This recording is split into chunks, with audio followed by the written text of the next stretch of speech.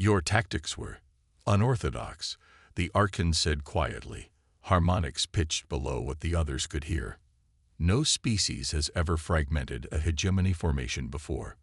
Chen matched his tone. We had no choice but to be creative. When outnumbered and outgunned, humans have always relied on asymmetric approaches. A dangerous quality, Trazix observed, his scales shifting through subtle patterns. The Council believes they can control your species through these agreements. I am less certain. Control isn't necessary for cooperation, Archon. Mutual respect accomplishes more. The alien's outer eyes blinked in sequence. Perhaps, or perhaps we have invited chaos into an ordered galaxy. He paused, then added, there are forces beyond our borders that thrive on chaos, Commander. Forces that would find your species, kindred. Before Chen could press for details, Vexelor summoned Trazix back to the main table. The cryptic warning lingered in her mind as the final agreements were formalized. Hours later, as the hegemony vessels prepared to depart, Ambassador Santos joined Chen in the observation lounge once more. We've achieved something remarkable today, Santos said, watching the alien ships power up their exotic drive systems. Provisional observer status with technology retention and limited expansion rights. The Council is calling it a diplomatic miracle. Chen nodded absently, still troubled by Trazix's warning. But at what cost? We've aligned ourselves with the hegemony without fully understanding what we're opposing. Santos smiled knowingly. That's diplomacy, Commander. We've secured humanity's immediate future. The rest. She gestured toward the stars visible beyond the departing alien vessels. That's tomorrow's problem. And how many tomorrows do we have before we face whatever the hegemony fears? Chen asked. Enough to prepare, Santos replied confidently. The Defiant prove humanity can hold its own against superior technology. Imagine what we can accomplish with the knowledge we'll gain from this alliance. As the hegemony ships vanished into fold space, Chen couldn't shake the feeling that humanity had just placed itself at the center of a cosmic chessboard, a game whose rules and players they barely understood. But if there was one certainty in this new galactic reality, it was that humanity would never again be underestimated. The Defiant stand against impossible odds had transformed Earth from an unknown emergent species to a recognized power, worthy of respect and wariness. Whatever waited beyond the stars, whatever ancient forces had the hegemony building buffer zones and restricting technologies, they would eventually encounter humanity. And when they did, they would find not an easily conquered primitive species, but a race forged in the crucible of its own violent history, tempered by crisis and unafraid of chaos. Lieutenant Commander Maya Chen smiled as Earth came into view, a blue jewel against the void. Whatever challenges the galaxy held, humanity would face them the same way they had faced the hegemony, with innovation, adaptability, and the unshakable determination that had defined their species since they first looked up at the stars and dared to reach for them. The impossible odds had shifted, the eclipse had passed, and humanity's finest hour was yet to come. A common misunderstanding when encountering unknown technology, Santos replied. Perhaps this illustrates the limitation of judgment without dialogue. The diplomatic dance continued for hours, technical discussions interspersed with cultural exchanges and careful probing of each side's boundaries. Throughout it all, Chen observed the subtle shifts in the hegemony representatives' behavior, their gradual transition from dismissive superiority to guarded respect. During a brief recess in the negotiations, Chen pulled Santos aside. They're conceding more ground than expected. Something doesn't add up. Santos nodded. I've had the same thought. Their insistence on technological restriction seems almost desperate, as if they fear something beyond simply enforcing their rules. Or someone, Chen suggested. The Grand Architect mentioned unifying the stars 12,000 cycles ago. What if there are other powers beyond hegemony space? What if we're not just being restricted for our own good, but for theirs? The ambassador's eyes widened slightly. A buffer species. They need humanity contained but cooperative, a defensive line at the edge of their territory. Before they could explore this theory further, the negotiations resumed. This time, Vexillor was accompanied by Archon Trazix, whose scales still displayed patterns of agitation when he looked at Chen. "The Hegemony Council has reviewed your technical submissions and historical records," Vexillor announced. "We have determined that while humanity has technically violated Covenant restrictions, the specific implementation of your gravity technology falls within an acceptable variance pathway." Chen translated the diplomatic jargon instantly. They were making an exception, creating a loophole to allow Earth to keep its technology without losing face. Furthermore, the Grand Architect continued, "We propose a modified integration protocol. Rather than quarantine and technological regression, humanity will be granted provisional observer status within the hegemony sphere."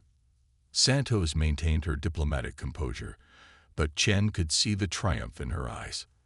Observer status meant independence with technological exchange rights, far better than they could have hoped for given the initial confrontation. "A generous proposal," Santos acknowledged. "May I inquire about the obligations such status would entail?" Vexillor's inner eyes fixed on her, while his outer pair scanned the room. "Observer status requires adherence to foundational Covenant laws and participation in mutual defense initiatives. Your species would maintain autonomy within your system and limited expansion rights to nearby uninhabited systems, with required consultation before further development of Class II technologies." "And the mutual defense initiatives?" Chen asked, speaking for the first time in the formal negotiations. "What exactly would humanity be defending against?" Archon Trazix visibly bristled at her interruption, but Vexillor's response was measured. "The galaxy is vast, Commander Chen. The hegemony maintains order across 27 sectors, but beyond our borders lie other forces, some with technologies and philosophies that make your gravity lance seem primitive by comparison." It was as close to confirmation of their theory as they were likely to get. The hegemony wasn't just an enforcer of rules. It was a defensive alliance against something else, something they feared enough to compromise with a technologically inferior species that had humiliated their vanguard. Santos smoothly redirected the conversation to specific terms, but Chen's mind was already racing ahead. Earth had inadvertently discovered a position of unexpected strength. The hegemony needed them as much as they needed the hegemony's acceptance.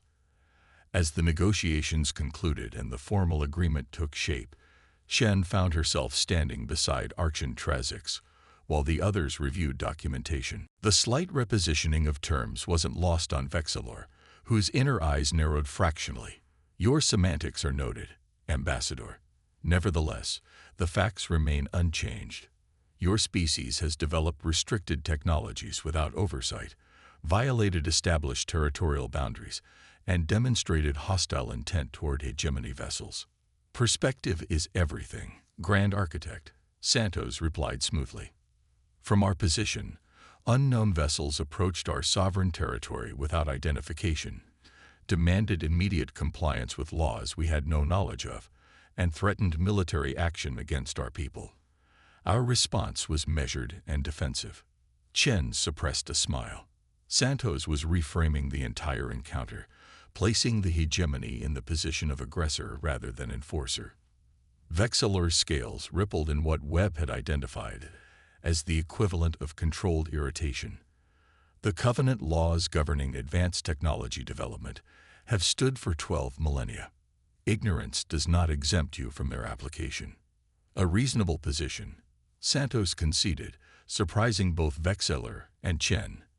"However, it presupposes that all intelligent species develop along similar technological paths and would naturally discover each other before reaching certain technological thresholds. Our history suggests a different model." She gestured, and a holographic display activated beside her, showing Earth's technological progression. "Humanity developed in isolation, our advancement punctuated by periods of conflict that accelerated certain technologies while delaying others. Our gravity manipulation technology emerged from theoretical physics research that took an unexpected direction. We had no knowledge of your covenant or its restrictions. Which is precisely why emergent species are monitored, Vexilor countered. To prevent dangerous technological paths from being pursued before proper integration into the galactic community. Santos tilted her head slightly. And yet we were not monitored. Why is that, Grand Architect? Why did the hegemony only notice humanity after we had already developed these supposedly restricted technologies? The question hung in the air, unanswered. Chen noticed the subtle shift in the alien's posture, the barely perceptible change in scale coloration that Webb had associated with discomfort. Our monitoring protocols are not the subject of this discussion, Vexilor eventually stated. The question before us is how to address humanity's current violation of established order. Perhaps, Santos suggested, we should instead discuss why that order exists at all. What is the purpose of restricting gravity manipulation technology? What harm does the Covenant seek to prevent? This time, the Grand Architect's reaction was unmistakable. All 6 eyes blinked simultaneously, and his scales briefly flashed a deep crimson before settling back to their normal hues. The Covenant exists to prevent catastrophe, he said, his harmonics shifting to lower registers. 12,000 cycles ago, before the hegemony unified the stars, a species known as the Valrathi developed unrestricted gravity manipulation. They created weapons capable of collapsing stars, of tearing planets apart. 3 stellar systems were destroyed before the early hegemony could intervene. For the first time, genuine emotion crept into the alien's voice. The restrictions exist to prevent extinction events. Ambassador, your species has stumbled upon the threshold of powers you do not comprehend. Santos nodded solemnly. We understand devastating weapons all too well, Grand Architect. Humanity nearly destroyed itself multiple times before reaching the stars. It is precisely because we understand such dangers that we developed extensive safeguards and limitations for our gravity technology. She gestured again, and a holographic display shifted to show the technical specifications of the Defiant's gravity lance, specifications that had been carefully edited to reveal capacity without exposing vulnerabilities. Our technology creates localized distortions designed specifically for defensive applications and non-lethal ship disablement. We have deliberately avoided developing the very doomsday capabilities your Covenant fears. Chen watched carefully as Vexilor studied the specifications. The Defiant's true capabilities were classified even from most of Earth's government, but what they were showing was genuine enough to pass scrutiny. Humanity had indeed developed gravity manipulation with built-in limitations, not from adherence to an unknown alien covenant, but from hard lessons learned through their own bloody history. These specifications are unexpected, Vexilor finally acknowledged. Our preliminary analyses suggested much greater destructive potential. Commander, Patel interrupted urgently. The main hegemony fleet has altered course. They're slowing their approach to Earth and adopting a defensive formation. Chen allowed herself a small, genuine smile. It seems your colleagues are exercising caution. Archon, a wise decision. The alien leader remained silent for several seconds, all 4 eyes blinking in an unsynchronized pattern. When he spoke again, his harmonics had shifted to a lower register. The hegemony has existed for 12,000 cycles. In that time, 47 species have been incorporated into our collective. None have responded as yours has. He paused, scales rippling. Perhaps, preliminary discussions regarding your species status could be arranged. It wasn't surrender, but it was acknowledgement. The first step toward negotiation rather than conquest.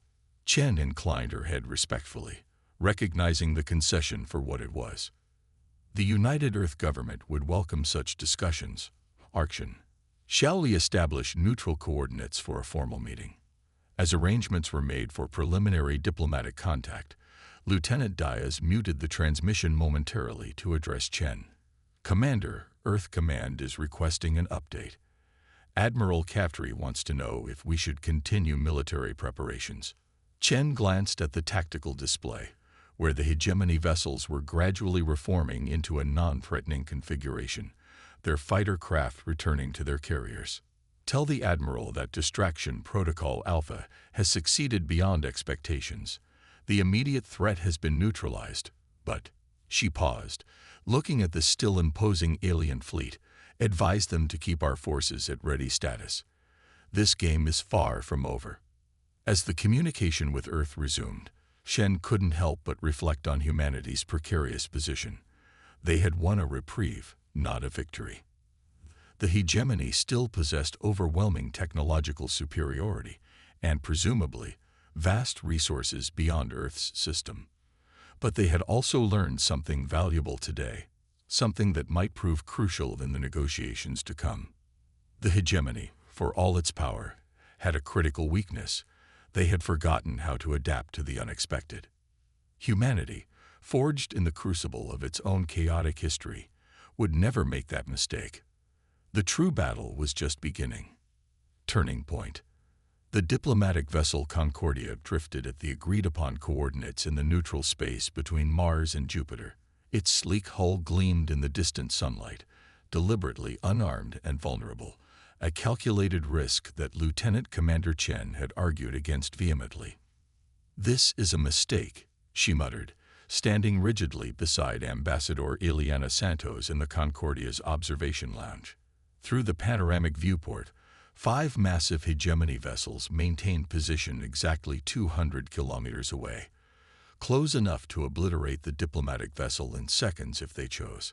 Possibly, Santos agreed with surprising candor. The veteran diplomat wore traditional formal attire rather than a uniform, her silver hair contrasting with dark skin weathered by decades of service. "But sometimes vulnerability is strength, Commander. The hegemony expects deception and hostility based on your encounter. Our openness confounds them." Chen couldn't argue with the strategy, even if every combat instinct she possessed screamed against it.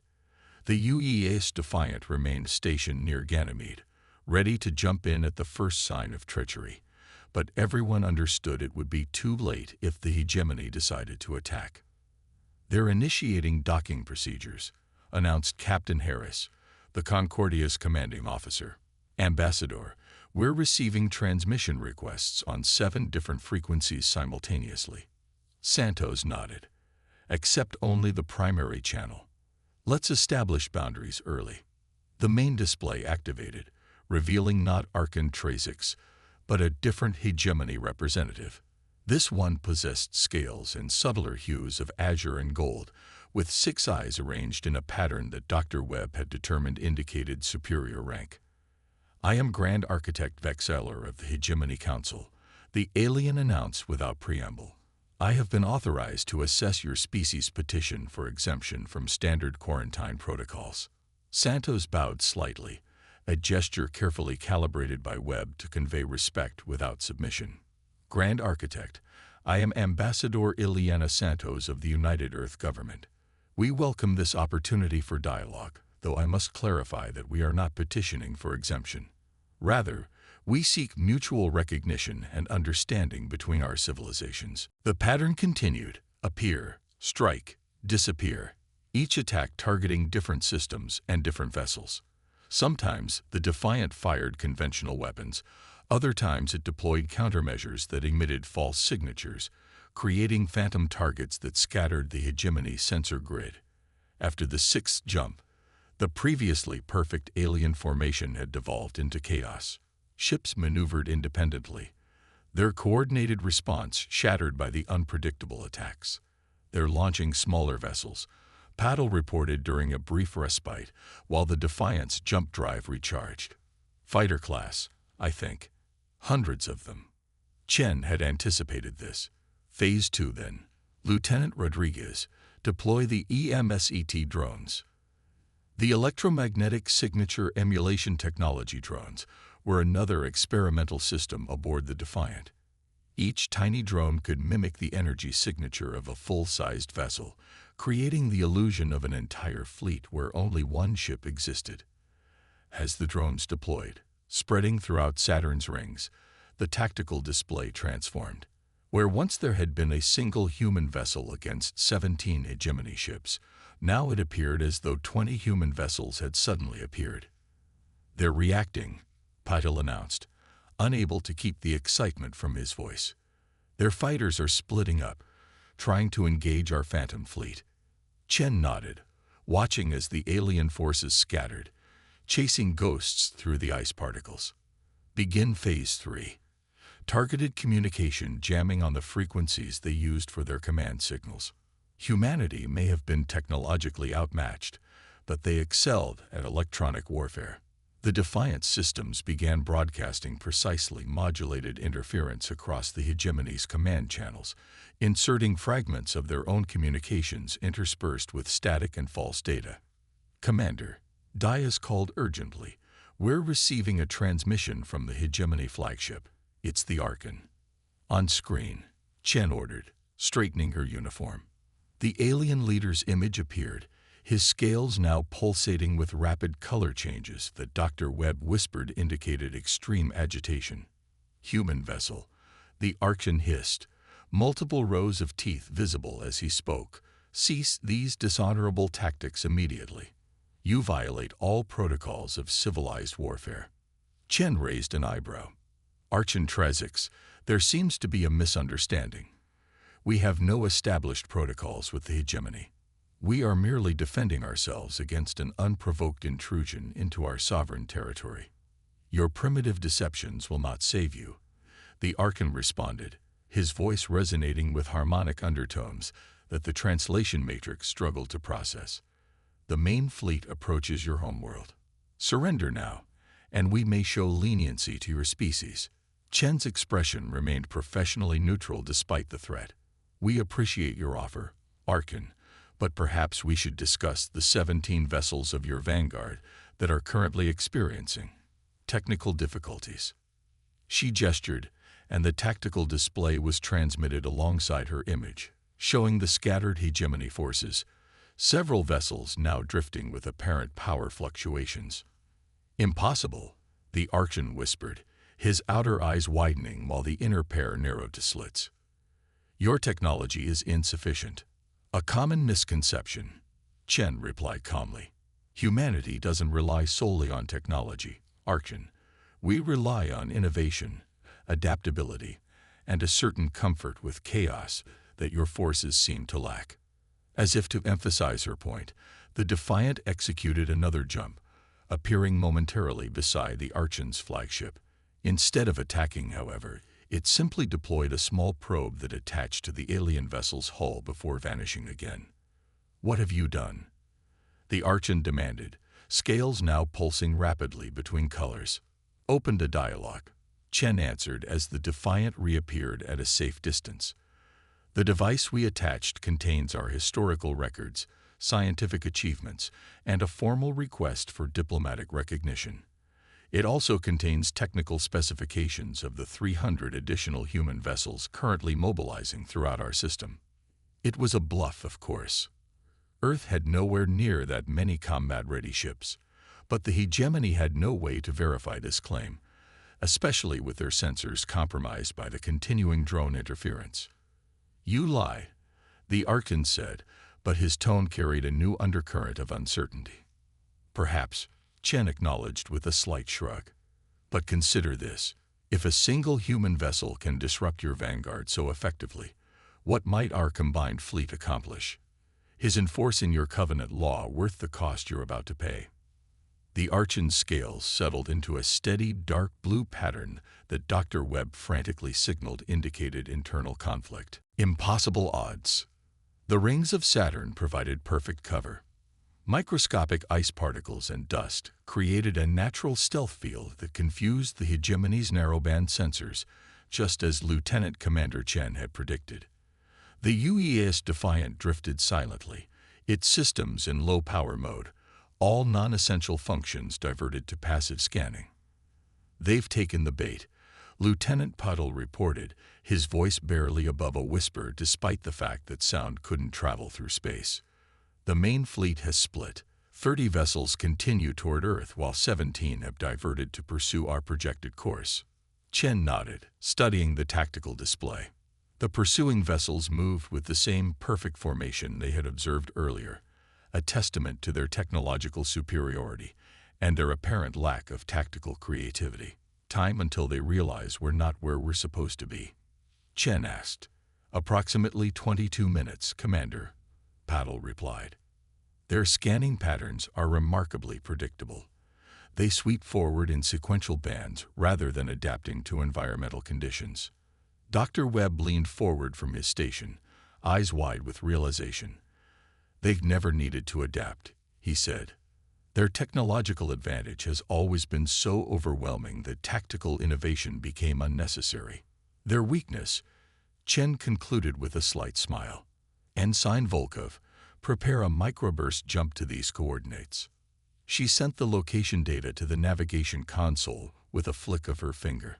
Lieutenant Rodriguez, I want the gravity lance charged but dormant until my mark. The bridge crew worked with practiced efficiency, the weight of humanity's future adding precision to every movement. They understood the stakes. The Defiant was all that stood between the hegemony vanguard and an unprepared Earth. Commander, Lieutenant Diaz called from communications. We're receiving a response from Earth Command.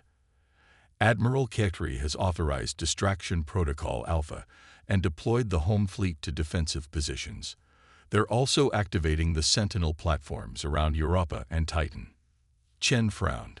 The Sentinel platforms were automated defense systems, powerful but predictable. Against the hegemony's advanced technology, they would provide only minimal resistance. Acknowledged. Any word on diplomatic channels? Yes, Commander. Earth has dispatched a first contact team, but they won't arrive for at least 6 hours. Too late, Chen thought, but kept the observation to herself. Very well. We proceed as planned. She stood, addressing the bridge crew directly. I won't sugarcoat our situation. We are facing technology centuries beyond our own in numbers that would make conventional victory impossible. But today isn't about conventional victory. She gestured toward the tactical display showing the hegemony vessels. These aliens operate on certainty. Their entire tactical doctrine revolves around their technological superiority. They expect us to either surrender or fight according to their rules. We will do neither. What exactly are we doing, Commander? Asked Ensign Volkov, voicing the question on everyone's mind. Chen's smile widened slightly. We're going to introduce them to chaos theory. The plan she outlined was audacious, bordering on suicidal. The Defiant would execute a series of unpredictable microjumps, appearing momentarily near hegemony vessels before vanishing again. Each appearance would be accompanied by seemingly random energy discharges, some harmful, others merely disruptive. The goal wasn't to destroy the alien ships, but to fracture their perfect formation and communication patterns. Their rigid hierarchy will be their undoing, Chen explained. Hierarchical systems excel at executing predetermined plans, but falter when faced with unpredictable variables. Dr. Webb nodded enthusiastically. Their communication during first contact was revealing. The Archon didn't converse, he declared. There was no adaptability, no room for negotiation. If we disrupt their command structure, individual vessels might not know how to respond. Exactly, Chen confirmed. Humanity survived its own brutal history because we adapted. We thrived in chaos. Let's show them what that means. The execution began flawlessly. The Defiant jumped into existence 50 kilometers from the lead hegemony vessel, fired a precision burst from the gravity lance that disrupted its propulsion field, then vanished before the aliens could target its position. The damaged ship immediately fell out of formation, causing 2 others to adjust their positions. The transmission cut off abruptly, leaving the bridge in stunned silence. Well, Dr. Webb said, breaking the tension, that could have gone better. Chen turned to Pato. Analysis. Their energy readings suggest weapons capabilities far beyond our own, Commander. Their propulsion systems operate on principles we've only theorized about. But, he paused, brow furrowed. There's something odd about their scanning technology. They're using extremely narrow band frequencies, highly efficient but limited in spectrum coverage. Chen nodded thoughtfully. Interesting. Lieutenant Diaz, How long would it take Earth to mobilize our defense fleet? 12 hours minimum, Commander. And even then, we'd be outgunned at least 20 to 1. Chen moved to the tactical station, studying the holographic representation of the approaching armada. Their formation was perfect, too perfect. It displayed a rigid adherence to patterns that suggested both overwhelming confidence and possibly a lack of adaptability. They expect immediate compliance, Chen mused, half to herself, which means they're accustomed to species that surrender at the first sign of superior force. Commander, Webb interjected, I've been analyzing the visual components of their communication, their posture, scale coloration, even the formation of their fleet. Everything projects dominant status. They're not expecting resistance. They're expecting submission. Chen smiled for the first time since the encounter began. It wasn't a pleasant smile. Then we'll have to disappoint them. Ensign Volkov, plot a course that appears to be heading back toward Earth, but program micro-jumps that will position us behind Saturn's rings. Lieutenant Patel, configure our emissions to appear as though our engines are straining, like we're pushing to maximum speed, but achieving less than our actual capability. A deception pattern, Commander? Patil asked, already inputting commands. Exactly. If they think we're running home scared and at our technological limit, they might reveal more about their capabilities while pursuing. And they'll certainly underestimate us. Commander, Webb cautioned, if they can detect our gravity manipulation technology, they might have other scanning capabilities we don't understand. This deception might not work. Chen nodded. A valid concern, Doctor. But look at how they're positioned. Perfect formation, no variation, no scouts. That suggests they're used to overwhelming force rather than tactical flexibility. Organizations that rely on superior firepower often grow complacent in other areas. She turned to address the entire bridge crew. Let me be clear. We are significantly outmatched. But Earth needs time to prepare, and we need information. Humanity has always excelled at asymmetric warfare when facing superior forces. Today will be no different. Chen returned to the command chair, her posture resolute. Lieutenant Diaz, prepare another quantum packet for Earth Command.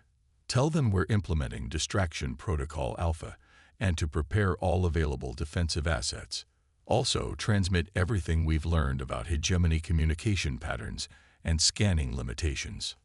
As the bridge crew executed her orders with practiced efficiency, Chen studied the alien fleet once more. 47 vessels against the Defiant. Impossible odds by any standard calculation. But humanity hadn't reached the stars by accepting standard calculations. Ensign Volkov, execute the course I outlined.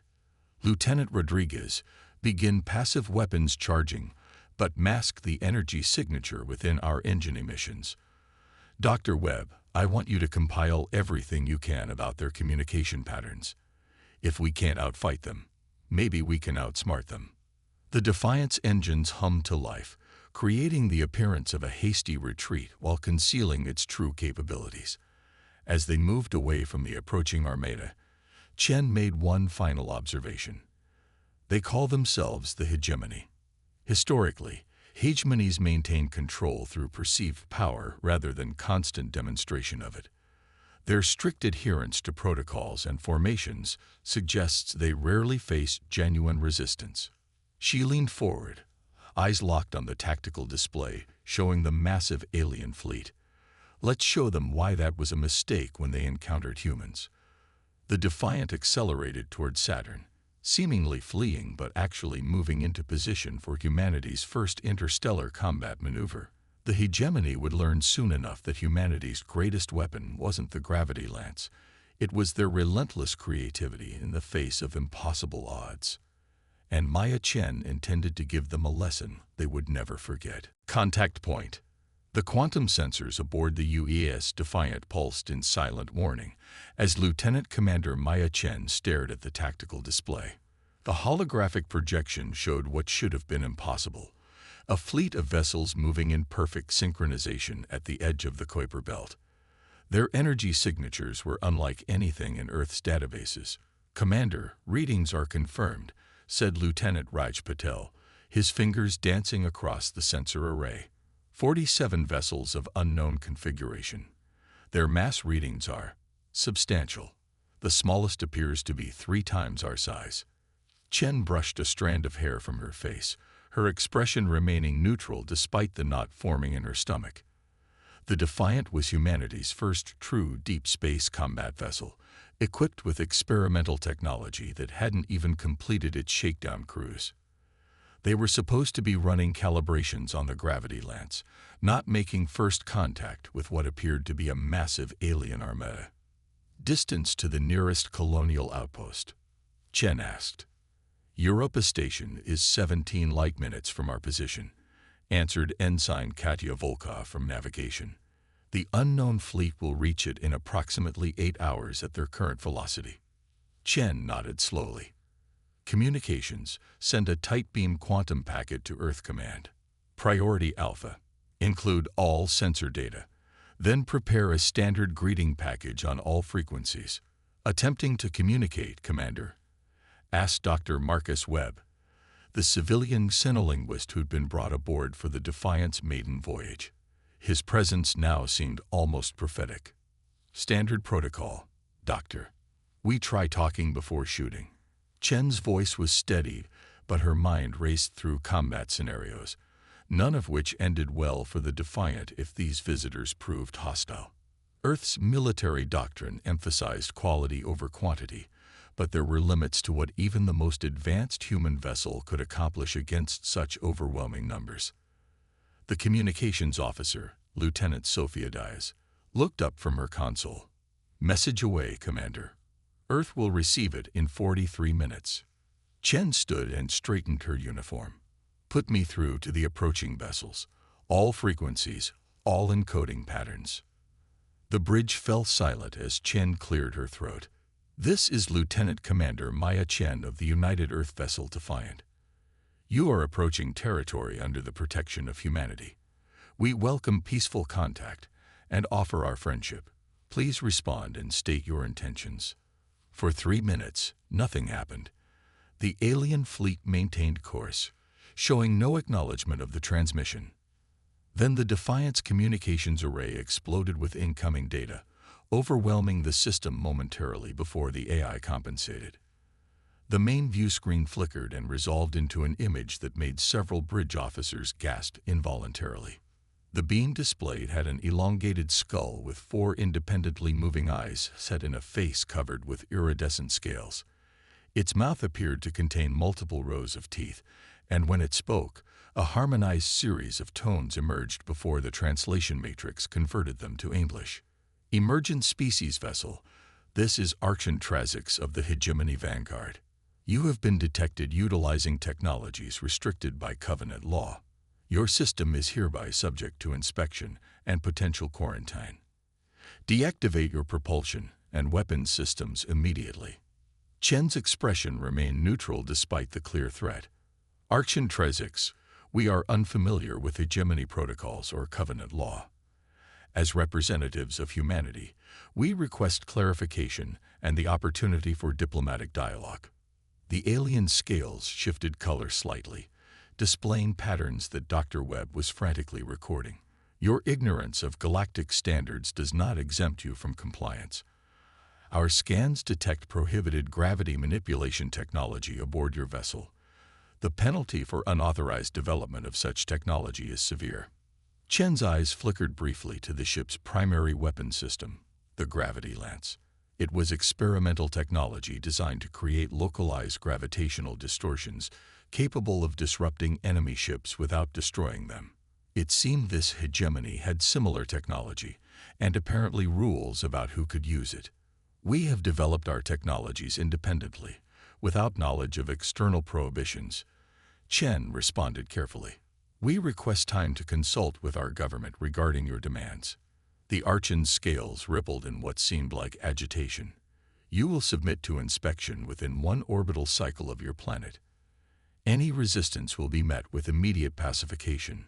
Hegemony protocols do not permit unregistered species to possess Class II technologies.